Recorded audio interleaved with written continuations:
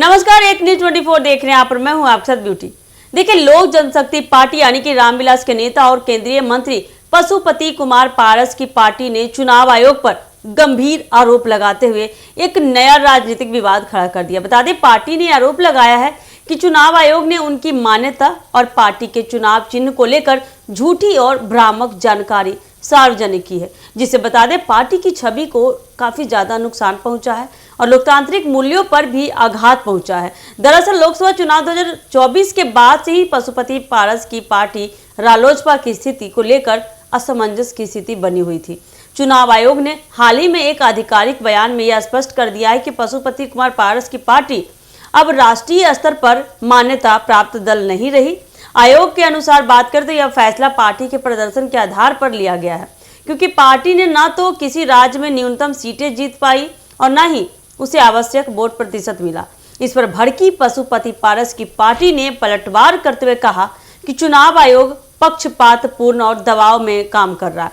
Party प्रवक्ता ने कहा कि यह सरासर झूठ है। हमारी पार्टी ने बिहार और अन्य राज्यों में अच्छा प्रदर्शन किया है और हमने चुनाव आयोग को सभी आवश्यक दस्तावेज और साक्ष्य समय पर सौंपे हैं। बता दें कि पारस गुट का यह भी कहना है कि चुनाव आयोग जानबूझकर चिराग पासवान के पक्ष में झुका हुआ नजर आ रहा है, क्योंकि बता दें उनके पास अब सत्ता पक्ष का समर्थन है। उन्होंने कहा कि आयोग ने एक तरफा कार्रवाई कर पारस गुट को कमजोर करने का प्रयास किया है, जबकि जनता के बीच उनकी स्वीकृति और पकड़ अभी भी मजबूत है। पार्टी के वरिष्ठ नेताओं ने यह भी कहा कि अगर चुनाव आयोग जैसे संवैधानिक संस्थान पारदर्शिता और निष्पक्षता का पालन नहीं करेंगे तो लोकतंत्र की नींव कमजोर पड़ जाएगी।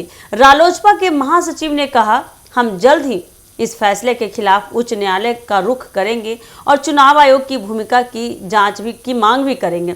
अगर आयोग ने पुनर्विचार नहीं किया तो हम जन आंदोलन छेड़ने को भी तैयार हैं।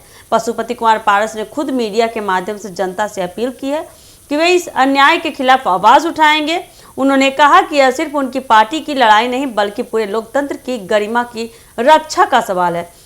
उन्होंने अपने समर्थकों से संयम रखने की अपील करते हुए कहा कि वे कानूनी और संवैधानिक तरीके से लड़ाई जारी रखेंगे। यह विवाद आने वाले दिनों में और भी गरमाने की संभावना जताई जा रही, क्योंकि इससे बता दें न सिर्फ एक दल की पहचान का सवाल उठता है बल्कि चुनाव आयोग की निष्पक्षता पर भी सवाल खड़ा कर दिया है। विपक्षी दल भी इस मुद्दे को लेकर चुनाव आयोग पर दबाव बना सकते हैं, जिससे देश की राजनीति में एक और बहस शुरू हो सकती है कि क्या संवैधानिक संस्थाएं राजनीतिक प्रभाव से मुक्त हो चुका है या नहीं।